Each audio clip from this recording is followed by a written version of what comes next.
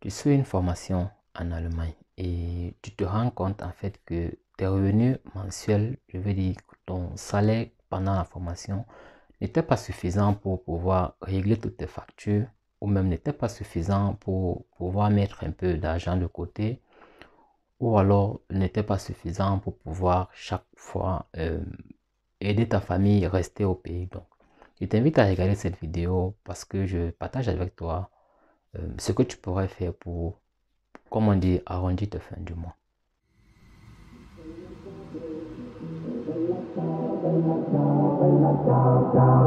Stamattina mi sono alzato e ho trovato l'invaso. Alors, salut et bienvenue sur ma chaîne YouTube Formation en Allemagne.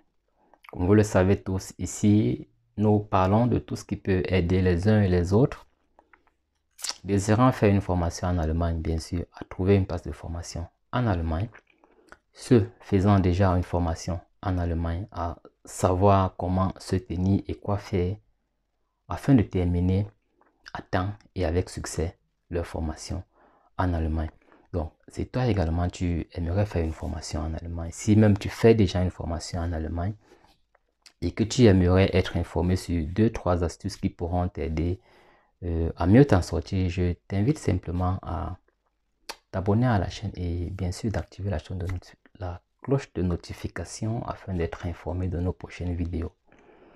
Donc, dans la vidéo d'aujourd'hui, j'aimerais partager avec vous la possibilité d'arrondir ou alors d'augmenter ses revenus. Donc maintenant, si tu penses que ton revenu, ton salaire de formation est insuffisant pour pouvoir régler toutes tes factures ou même pour pouvoir apporter de l'aide à ta famille encore restée au pays, je t'informe qu'il est possible pour toi d'avoir plus de revenus dans la mesure où tu obtiens une autorisation de la mairie de ta ville ou alors de la mairie qui s'occupe des étrangers dans ta ville. Tu obtiens une autorisation de faire un mini-job. Donc, c'est quoi un mini-job?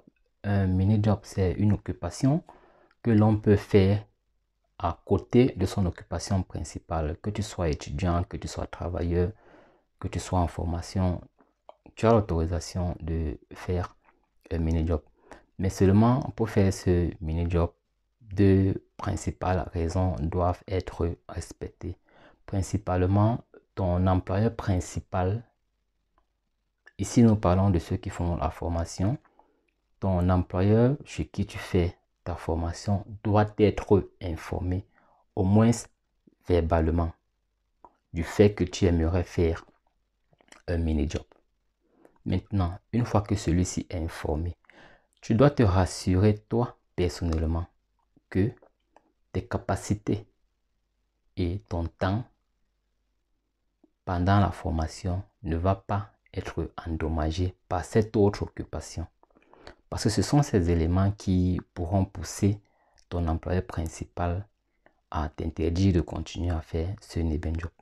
Parce que oui, il a également ce pouvoir de te dire non, tu ne dois pas faire ce mini-job.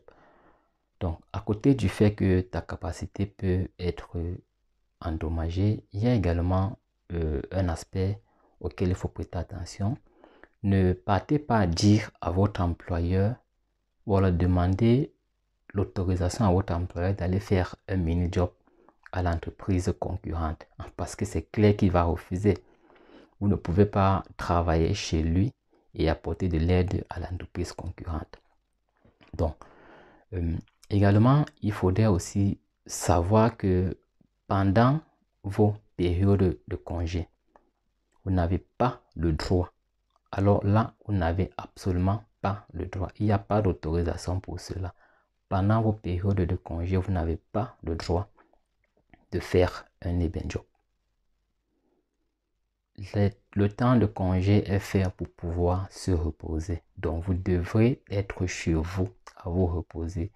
Ou alors, je ne sais pas, n'importe où dans le monde, mais à vous reposer, plus en train de travailler. Donc, c'était là les conditions pour pouvoir faire un mini-job. Mais maintenant, lorsque l'on veut faire un mini-job, pour un mini-job, on gagne environ 450 € par mois.